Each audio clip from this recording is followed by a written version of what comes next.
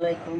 আজকে আমি একটি ভর্তার রেসিপি নিয়ে আসলাম। এই দেখো, খেসারি ডালের ভর্তা।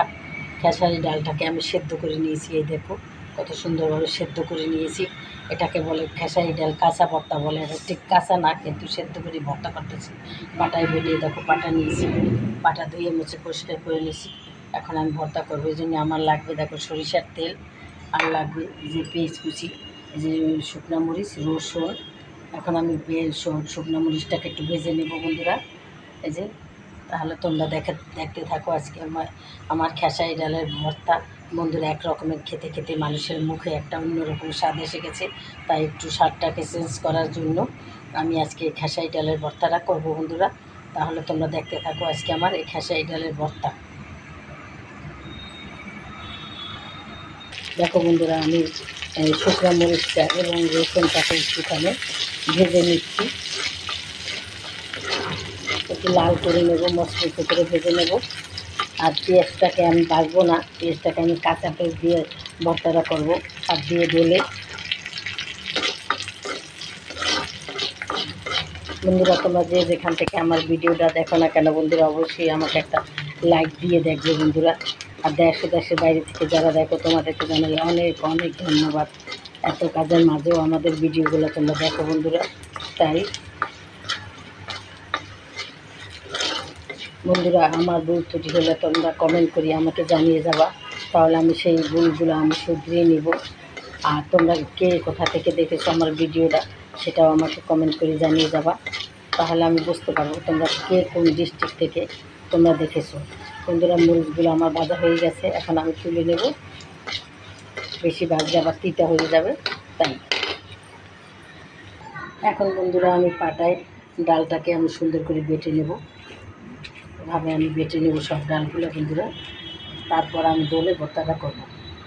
তাহলে তোমরা দেখতে থাকো আজকে আমার খেসারি ডালের কাঁচা ভর্তা। দেখো বন্ধুরা, ডালটা আমার বাটা হয়ে গেছে। এই যে কিছুটা বেটে এখানে তুলে রেখেছি, আর এখানে কিছু রয়েছে। এখন আমি পেঁয়াজ আর রসুনটাকে বেটে নেব, আর এটাকে আমি হাতে মেখে দেব। এই যে এখন এটাকেও আমি এভাবে সুন্দর করে বেটে নেব। এখন বন্ধুরা আমি পাটার ভিতরে এই ভর্তাটা করে নেব। এখন এই পেস্টটাকেও আমি অ্যাড করে দিলাম, কাঁচা পেস্ট সেইটাকে দিয়ে দিলাম আমি। ভর্তাটার নামই কাঁচা ভর্তা, তাই সরিষার তেল দিয়ে দিলাম। তারপর পরিমাণ মতো সরিষার তেল দিয়ে দিলাম, সরিষা এই যে লবণ দিলাম পরিমাণ মতো। এখন বন্ধুরা এটাকে আমি সুন্দর করে পাটার মধ্যে মেখে নেব। এভাবে তোমরা নানান রকম ভর্তা করে খাবে বন্ধুরা, দেখবে কত মজা, কত টেস্ট।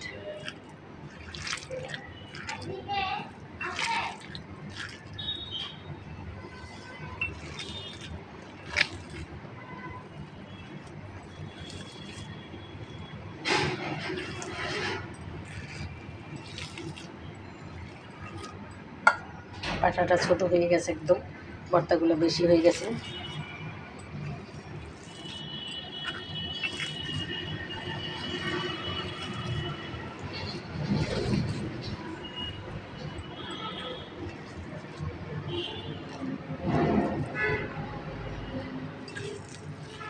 প্রায় হয়ে গেছে আমার ভর্তাটা।